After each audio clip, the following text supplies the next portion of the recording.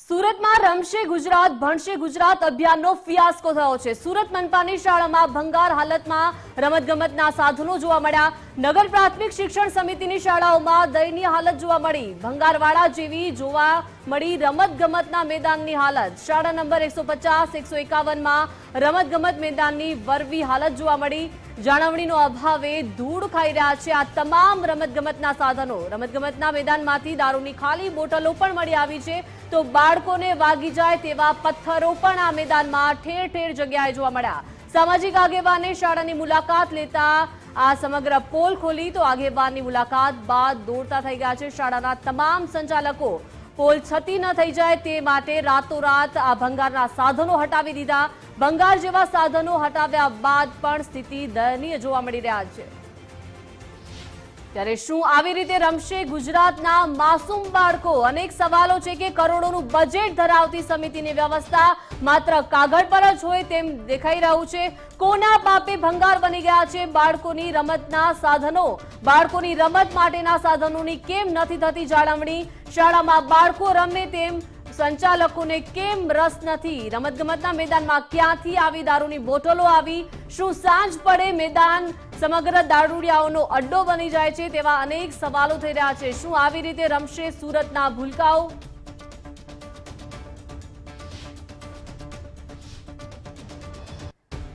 તો આ દ્રશ્યો જોઈ શકાય છે કે તૂટી ગયેલા સાધનો દેખાઈ રહ્યા છે તો બીજી બાજુ રાતોરાત આ તમામ સાધનો હટાવી દેવામાં આવે છે પરંતુ જે આ મેદાનની સ્થિતિ જોવા મળી રહી છે મેદાનની પરિસ્થિતિ દયનીય હાલતમાં જોવા મળી રહી છે। સુરતમાં આ રમશે ગુજરાત ભણશે ગુજરાતનો અભિયાનનો ફિયાસ્કો થઈ ગયો છે। તૂટી ગયેલા તમામ સાધનો છે જ્યાં માસૂમ બાળકો રમતા હોય છે તે તમામ સાધનો અત્યારે તૂટેલી હાલતમાં જોવા મળ્યા પરંતુ રાતોરાત આ તમામ સાધનો હટાવી દેવામાં આવ્યા। ભણશે ગુજરાત રમશે ગુજરાત આ સૂત્ર છે રાજ્ય સરકારનું। સુરત મહાનગરપાલિકા સંચાલિત નગર પ્રાથમિક શિક્ષણ સમિતિની શાળામાં અભ્યાસ કરતા બાળકોને અભ્યાસની સાથે સાથે રમતગમત ક્ષેત્રે પણ રુચિ જાગે તે માટે ખાસ જે રમતગમતના જે મેદાનો ફાળવવામાં આવે છે અને આ મેદાનોની અંદર મેન્ટેનન્સ કરવાની જવાબદારી પણ છે તે સંપૂર્ણ સમિતિની રહેલી છે।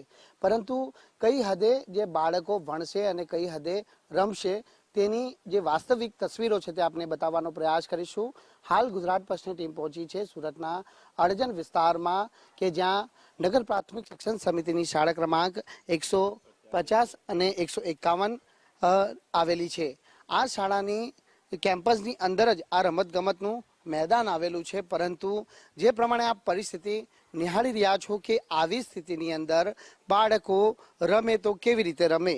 કારણ કે જે અહીં જે ભંગાર હાલતમાં જે રમતગમતના સાધનો હતા જે સાધનોને હાલ શાળાના સંચાલકો દ્વારા કાઢી લેવામાં આવ્યા છે। જોઈ શકાય છે કે આવી સ્થિતિની અંદર રમતગમતના સાધનો પડ્યા હતા અને હાલ જ જ્યારે અહીંના સામાજિક આગેવાનો અહીં પહોંચ્યા ત્યારે પોતાનો બચાવ કરવા માટે જે શાળાના આચાર્ય દ્વારા તાત્કાલિક ધોરણે આ સાધનો છે તે કાઢી લેવામાં આવ્યા પરંતુ અહીં કેટલાક સાધનો એવા પણ પડ્યા છે કે જે ધૂળ ખાઈ રહ્યા છે અને તેનું કોઈ પણ પ્રકારે યોગ્ય રીતે મેન્ટેનન્સ કરવામાં આવી રહ્યું નથી। કેટલાક સાધનો તો જે જંગ ખાઈ ગયા છે તેવી સ્થિતિમાં છે તેની તસવીરો પણ આપને બતાવવાનો પ્રયાસ કરીશું કે અહીં કોઈ પણ પ્રકારના જે સાધનોનું યોગ્ય રીતે મેન્ટેનન્સ કરવામાં આવતું નથી।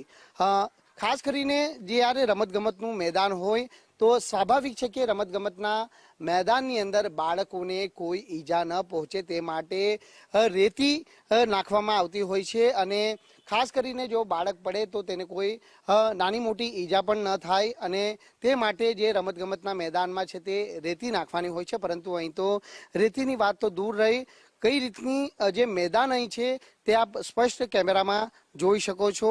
એટલે જ્યારે શિક્ષણ સમિતિનું કરોડોનું બજેટ છે અને બજેટની અંદર મોટી મોટી વાતો કરવામાં આવે છે કરોડો રૂપિયાની જે ફાળવણી છે તે નગર પ્રાથમિક શિક્ષણ સમિતિની શાળાના જે સંવાર્ગી વિકાસ માટે અને જે બાળકોને રમતગમતના સાધનો પણ યોગ્ય રીતે મળી રહે તે દિશામાં પ્રયત્ન કરવામાં આવે છે ત્યારે માત્ર આ વાતો છે તે કાગળ સીમિત રહી ગઈ હોય તેવી પ્રતીતિ અહીં થઈ રહી છે। બીજી તસવીરો આપને એ બતાવવાનો પ્રયાસ કરીશું કે જે શાળા આવેલી છે એ શાળાના કેમ્પસની અંદર જે રમતગમત મેદાન આવેલ છે અને આ મેદાનમાં કોઈ પણ પ્રકારની આપને રેતી સુધા જોવા નથી મળી રહી. ખાડાનું જે સામ્રાજ્ય હોય કે પછી જે ગંદકીનું સામ્રાજ્ય હોય તે પણ અહીં જોવા મળી રહ્યું છે. તો બીજી તરફ કેમ્પસની અંદર આવેલા આ રમતગમતના મેદાનની અંદર દારૂની બોટલો પણ હાલ જોવા મળી રહી છે. આપણે સીધી વાત કરવાનો પ્રયત્ન કરીશું. અહીં જે સામાજિક આગેવાન મહેશભાઈ પટેલ છે ઉપસ્થિત, જેઓએ જાતે અહીં મુલાકાત લીધી, વાસ્તવિકતા જાણી અને શું જોવા મળ્યું અને નગર પ્રાથમિક શિક્ષણ સમિતિની શાળાઓમાં જ્યારે કરોડોનું બજેટ ફાળવવામાં આવ્યા હોય ત્યારે આવી સ્થિતિમાં બાળક ભણશે અને રમશે કઈ રીતે, તે સવાલ ચોક્કસથી ઉપસ્થિત થઈ રહ્યા છે. જી મહેશભાઈ, ગઈકાલે અમે અહીંયા આવ્યા ત્યારે આપણે અહીંયા મેં તસવીર જોઈ તો એના ફોટા પણ લીધા હતા. બધા સાધનો ભંગાણ અને તૂટેલી હાલતોમાં હતા. અને ત્યારબાદ કાલે જે મેં કમિશનરશ્રીને ફરિયાદ કરી અને તમારો જે ઇલેક્ટ્રોનિક મીડિયા જેના દ્વારા સમાજમાં ખબર પડી અને બધા અધિકારીઓને જવાબદાર લોકોને ખબર પડતા તાત્કાલિક ધોરણે આ ભંગાણ થઈ ગયેલા સામાનો હટાવી લેવામાં આવ્યા. અને જે બાળકોના જેના આરોગ્યની હારે ચેરા થાય, બાળકોને માનો કે કોઈ આ રમતના સાધનો હારે રમે તો એને વાગી જાય, એવી કોઈ સગવડ અહીંયા ઊભી કરવામાં નથી આવી. અને શાના કારણે નથી કરવામાં આવી એ મગજમાં નથી આવતું. આ શિક્ષણ સમિતિ કરોડો રૂપિયાનું બજેટ ફાળવે છે તો શું અધિકારીની જવાબદારી નથી કે એ બજેટનો ભાગ જે એમાં ખર્ચવાનો છે તે તાકીદે ખર્ચે અને બાળકો, ગરીબ બાળકો આની અંદર ભણે છે તો એ બાળકો રમશે, આનંદ લેશે તો કંઈક શીખશે. તો કેમ એવા પ્રયત્નો અધિકારીઓ દ્વારા કરવામાં નથી આવતા? હું તો માન્ય મુખ્યમંત્રીશ્રીને અહીંયાથી રજૂઆત કરું તમારા માધ્યમથી કે જેમ ગંગાજળ ઓપરેશન ચાલુ કર્યું છે એ ગંગાજળ ઓપરેશનમાં ભ્રષ્ટાચારી તો ખરા જ, પણ આવા કામચોર કર્મચારી અધિકારીઓને પણ આવડી લેવા જોઈએ કે એને આ દાખલો બેસે કે મારે જે કામ કરવાનું છે કરવું કે કરતો કેમ નથી અને કરવું જોઈએ. અને ફિલ્ડમાં ફરવું જોઈએ, ફિલ્ડમાં નથી ફરતા. એના કારણે આ બધી સમસ્યાઓનું ઉદ્ભવે છે. શું લાગી રહ્યું છે જે સાધન ધૂળ હાલતમાં જોવા મળી રહ્યા છે? કેટલાક સાધનો જે ભંગાર હતા, આપે કહ્યું તેમ કે હાલ જ કાઢી લેવામાં આવ્યા છે, તો કોની જવાબદારી બને છે આમાં? જવાબદાર અધિકારી જે છે આનું મેન્ટેનન્સની જે નિભાવ એને કરવાનો છે. એટલે કાર્યપાલક ઇજનેર હોય, ઝોનલ ચીફ હોય કે જુનિયર એન્જિનિયર, ડેપ્યુટી એન્જિનિયર, જે લોકો આના જવાબદારો છે એ લોકોની જવાબદારી પહેલી ફિક્સ થવી જોઈએ અને એ લોકોની પર પગલાં લેવા જોઈએ. સમિતિમાં શાસક પક્ષ છે, વિપક્ષ છે, શું આ તમામની જવાબદારી નથી? શાસક પક્ષને કેવું છે કે બજેટ કરીને મૂકવાનું હોય છે, એ બજેટનો અમલ કોણે કરવાનો છે? અમે તો બજેટ બનાવીને શાસકોએ માનો કે આપી દીધું એમ કહેવાય, પણ હવે એનો અમલ તો અધિકારીઓ કરવાનો છે ને. તો એ લોકોને કહેવામાં આવ્યું છે કે ભાઈ આવું બધું વસ્તુઓ છે તો એના માટે બજેટ ફાળવીએ છીએ, તો તેને તમે કરો ને, એમ ફોલોઅપ લેવો, એનું કામગીરી કરો, સુંદર બનાવો અને આની અંદર માટી પૂરો, રેતી પૂરો, એટલે બાળકો રમે. કેટલા બાળકો આવે છે અહીંયા ગરીબ? બે ભાગ ચાલે છે, કન્યા શાળા અને ગર્લ્સ અને બોય. હું પોતે પણ અહીંયા ભણેલો છું. એટલે આવી જે વસ્તુઓ છે એને જે કાળજી રાખવી જોઈએ એ થતી નથી અધિકારીઓ દ્વારા. અને શાસકોને બી ખાસ અપીલ છે મારી કે આ લોકોના કાન આંબળો. હવે બસ અધિકારી રાજ બંધ કરો. હવે તો બિલકુલ અધિકારી રાજ બંધ થવું જોઈએ તેવી માંગણી છે તે કરવામાં આવી રહી છે. શાળાની તસવીરો બતાવવાનો પ્રયાસ કરીશું કે જે અડજણ વિસ્તારમાં આવેલ જે હોડી ચકલા વિસ્તાર છે કે જ્યાં શાળા ક્રમાંક 150 અને 151 આવેલી છે અને આ શાળામાં જે ગરીબ વર્ગના બાળકો છે તે અભ્યાસ માટે આવતા હોય છે. અભ્યાસની સાથે સાથે બાળકોને રમતગમત માટેનું મેદાન પૂરું પાડવામાં આવે તે દિશામાં છે તે સરકાર પ્રયત્ન કરે છે, પરંતુ ક્યાંક ને ક્યાંક જે શાસકો પણ જે આ બાળકોને યોગ્ય રમતગમતનું મેદાન મળી રહે તે પૂરું પાડવામાં ક્યાંક વામણા પુરવાર થઈ રહ્યા છે.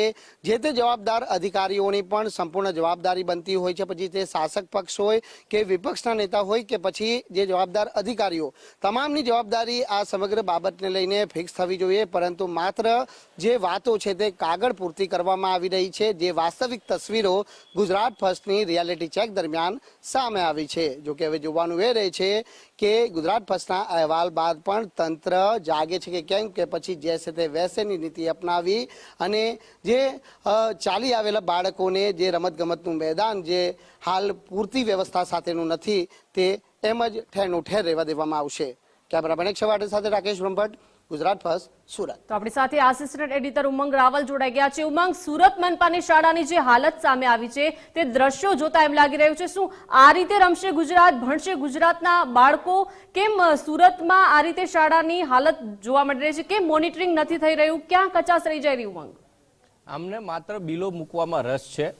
સાધનો લાવી દીધા, બાળકો આવે ના આવે એમનાથી કોઈ એમને મતલબ નથી. કારણ કે એક એસએમસી એટલે સુરત મ્યુનિસિપલ કોર્પોરેશન એ એવડું મોટું બજેટ બહાર પાડે છે. આખી એનો વિભાગ અલગ છે સ્કૂલો ચલાવવા માટે, એસએમસીના અંડર આવવા માટે, કોર્પોરેશન અંડર આવવા માટે. શાસનના અધિકારીને પણ ક્યાંય રસ નહીં હોય. એના જ કારણે આ સુરતની અંદર જે હાલત થઈ છે કે જે રમતગમતના સાધનો જે છે, લપસણી હોય, હિંચકા હોય, તમામ રીતે ખરાબ થઈ ગયા છે, કાટ ખાઈ ગયા છે, તૂટી ગયા છે. હવે થશે શું કે જે તે વખતે જે પણ કોન્ટ્રાક્ટર પાસેથી આ વસ્તુઓ લીધી હશે તો લાવવામાં આવી હશે ને ત્યાં ફિટ કરવામાં આવી ત્યારે મસ્ત મોટું બિલ મૂક્યું હશે. એ પણ આ તપાસનો એક વિષય છે કે ખરા અર્થમાં સાધનની કિંમત શું હતી અને સાધન કેટલી કિંમતમાં ખરીદવામાં આવ્યું અને એનું બિલ છે શું મૂકવામાં આવ્યું, અને એ પછી કોઈ જાળવણી કરવામાં નથી આવતી. ને એના જ કારણે ક્યાંક પરિસ્થિતિ એ થાય છે કે શ્રમિક વર્ગના અને મધ્યમ વર્ગના બાળકો અથવા તો એમના જે વાલીઓ છે સરકારી શાળામાં પોતાના બાળકોને નથી મૂકતા. અને એ જ કારણ રહ્યું છે કે કાં તો શિક્ષણની હાલત કથળેલી હોય છે અથવા તો તમે રમશે ગુજરાત, જીતશે ગુજરાતની જે વાતો કરો છો, જે સાધનો ત્યાં લાવો છો કે બાળકો રમે, ત્યાં કોઈ પણ પ્રકારની એવી પ્રવૃત્તિ કરે કે જેથી કરીને ભવિષ્યમાં ગુજરાતનું અને ભારતનું નામ રોશન થઈ શકે.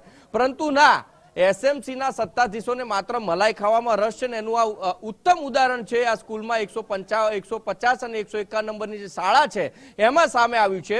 અને આ જે અહેવાલ બતાવે પછી પણ ત્યાં પહોંચે તો કરશે શું? માત્ર ને માત્ર 4 ફોટા પાડવામાં આવશે અને હા, અને એમને તો હવે વધારે મલાઈ મળશે કે ભાઈ સાધનો બગડી ગયા છે એટલે હવે નવા લાવવાના છે અને આ જ સાધનોને રિપેરિંગ કરાવી અને નવાના બિલ છે મૂકી દેશે. એટલે છેલ્લે તો એ જ થવાનું કે સુરત મ્યુનિસિપલ કોર્પોરેશનની જે તિજોરી છે, જે કે પ્રજાના પૈસે ભરાય છે, ટેક્સના પૈસે જે ભરાય છે, એ એક વખત ખોટી રીતે બિલ રજૂ કરીને ભરાઈ હશે, ખાલી કરી હશે તો આવનારા સમયમાં સાધનોને સુધારવાના ખર્ચના નામે ખોટા બિલ મૂકી અને ફરીથી છે આ રજૂઆતો કરી અને બિલ છે મૂકવામાં આવશે. અને આ જ કારણે ક્યાંક પરિસ્થિતિ ઊભી થાય છે કે અધિકારીઓ છે સ્થળ તપાસ નથી કરતા અને એના કારણે જે સાધનો લાવવામાં આવે છે બગડીને ઉભા રહે છે. જી,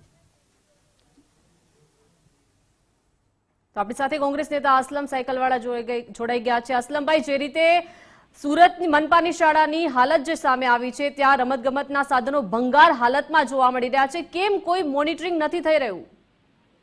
સુરત મહાનગરપાલિકાની જે પ્રાથમિક શાળાઓ છે, નગર પ્રાથમિક શિક્ષણ સમિતિ, એમાં 70% શાળાઓમાં ભૌતિક સુવિધાઓનો અભાવ છે. પ્રથમ તો બીજું, અત્યારે મોડર્ન શાળાના નામે કે મોડર્ન ક્લાસરૂમના નામે એ લોકો કરોડો રૂપિયા ખર્ચ કર્યા છે, પરંતુ જે વર્ષના ખર્ચ આજે શાળાઓની પણ મુલાકાત લેશો તો એ પણ દયનીય પરિસ્થિતિમાં છે.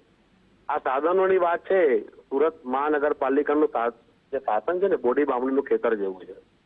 કોઈ એમને લેવા દેવા નથી. પ્રજાના પરસેવાના રૂપિયામાંથી આ બનાવેલા મૂકેલા સાધનો છે, પરંતુ એમને એની કોઈ કદર નથી અને બિલકુલ નિષ્કાળજી દાખવે છે. અધિકારીઓની બેદરકારી છે, શાસકોની ગંભીર બેદરકારી છે. અને પ્રાથમિક શાળામાં આ રમતગમતના સાધનો તો છોડો, જે ફાયર સેફટી છે એના પણ નિયમ મુજબની ફાયર સેફટીના પ્રાથમિક શાળાના 50% કરતા વધારે જે મિલકત છે એમાં ફાયર સેફટીનો અભાવ છે. એટલે આટલી બધી ગંભીર બેદરકારી હોવા છતાં એ લોકો જાણે છે તેમ છતાં એનું કોઈ નિરાકરણ એમની પાસે નથી કે કરવા માંગતા નથી. કારણ કે એ શાળામાં ભણનાર વિદ્યાર્થી ગરીબ વર્ગનો છે અને આ ભારતીય જનતા પાર્ટીનું શાસન હંમેશા ગરીબ વિરોધી રહ્યું છે, એની માનસિકતા ગરીબ વિરોધી રહી છે, એનું આ પરિણામ છે. જી, આભાર અસલમભાઈ, ગુજરાત ફર્સ્ટ સાથે જોડાયા તે બદલ.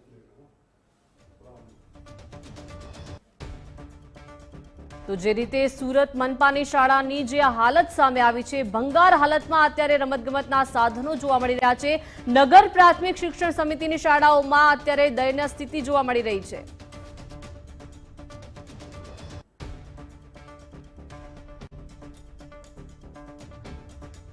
તો આપણી સાથે રાજેન્દ્ર કાપડિયા, ચેરમેન નગર પ્રાથમિક શિક્ષણ, જોડાઈ ગયા છે. રાજેન્દ્રભાઈ, સ્વાગત છે ગુજરાત ફર્સ્ટમાં. જે રીતે સુરત મનપાની શાળાની હાલત અત્યારે જે સામે આવી છે, તમામ રમતગમતના સાધનો ભંગાર હાલતમાં જોવા મળી રહ્યા છે, કરોડોના બજેટ ફાળવવામાં આવે છે પરંતુ જાળવણીનો અભાવ જોવા મળી રહ્યો છે. રાજેન્દ્રભાઈ, એમાં બેન કહેવાનું કે નગર પ્રાથમિક શિક્ષણ સમિતિની શાળાના જે મેદાનમાં રમતગમતના સાધનો ધારાસભ્ય અને સાંસદોની ગ્રાન્ટમાંથી લગાવવામાં આવેલા હોય છે. 150 અને 151માં જે રિપોર્ટ પ્રમાણે જર્જરિત હાલતમાં પડેલા છે એવું તમારું કેવું છે. પરંતુ બેન એ સ્કૂલની અંદર એક આપણે કોર્ટ કેસ ચાલતો હતો ને હજુ પણ ચાલુ છે, એટલે આપણે એમાં કંઈ કરી શકતા નથી. પરંતુ ગઈકાલે જે મીડિયાએ ધ્યાન દોર્યું ને એના અનુસંધાને જે જર્જરિત સાધનો હતા એ કાઢીને આપણે સાઈડ પર મૂકી દીધા છે. હેલો. જોડાયા તે બદલ આભાર રાજેન્દ્રભાઈ. ગુજરાત ફર્સ્ટ સાથે જોડાયા તે બદલ.